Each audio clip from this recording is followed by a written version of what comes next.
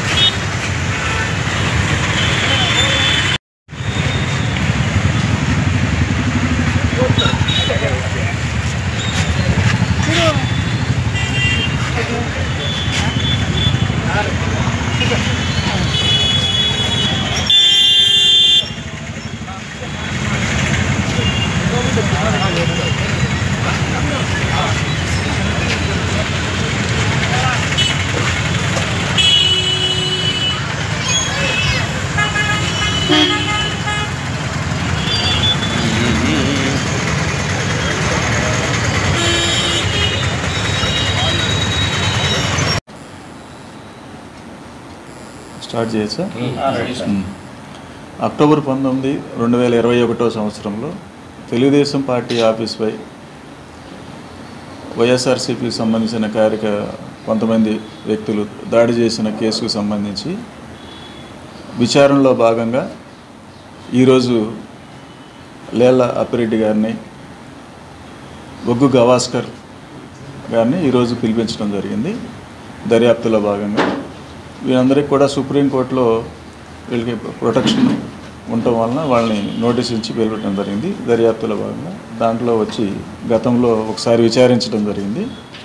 దానిలో మాకు కొన్ని ప్రత్యేకంగా కొన్ని అనుమానాలు దాన్ని ఉండటంతో దాన్ని క్రాస్ చెక్ చేసుకోవటం కోసము ఈరోజు కొన్ని ప్రశ్నలు అడగటం జరిగింది. దానిలో భాగంగా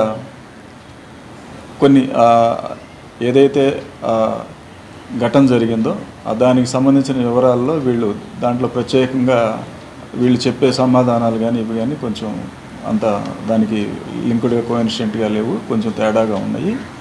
కొంచెం మన దగ్గర ఉన్న వాస్తవాలకిను వాళ్ళు చెప్పే సమాధానాలకి పొంతం లేని సమాధానాలు ఉన్నాయి. అలాగే ఇక్కడ మాకు ఇచ్చిన అడ్రస్లో లాస్ట్ టైం వచ్చినప్పుడు ఒక అడ్రస్లో ఉంటామన్నారు. ఆ అడ్రస్కి సంబంధించి మన వాళ్ళు వెళ్ళినప్పుడు కూడా ఆ అడ్రస్లో ఉంటుకోకుండా వేరే అడ్రస్లో ఉంటున్నట్టుగా తెలిసింది.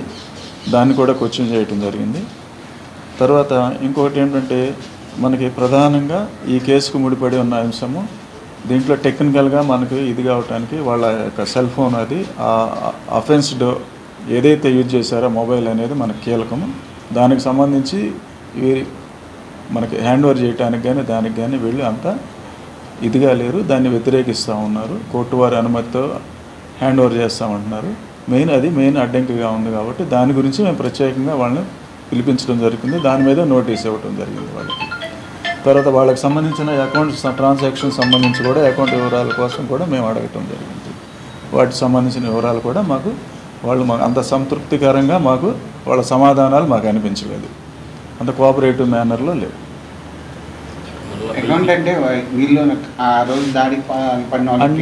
అంటే అకౌంట్ సంబంధించిందంటే ఆ రోజు కొంతమంది వ్యక్తులకి డబ్బులు కూడా ఇచ్చారు అనేది సమాచారం ఒకటి ఉంది కాబట్టి దాన్ని ఆ ఆస్పెక్ట్లో కూడా మనం చేయాలి. కాబట్టి దాని గురించి ప్రత్యేకంగా మెయిన్ నాయకులు కాబట్టి వీళ్ళు దాని గురించి మనం ఇన్ఫర్మేషన్ దాంట్లో గ్యాదర్ చేయాల్సిన అవసరం ఉంది కాబట్టి మనం వాళ్ళ అకౌంట్స్ డీటెయిల్స్ కూడా అడగటం జరిగింది. యాక్చువల్గా వీళ్ళ ఒక్కరినైనా కాదు, గతంలో నిన్న విచారించిన వ్యక్తులను ఇద్దరిని కానీ ఈరోజు విచారించిన వ్యక్తుల్లో ప్రముఖమైన వ్యక్తిని కానీ ఈరోజు దాని గురించి క్వశ్చన్ చేయడం.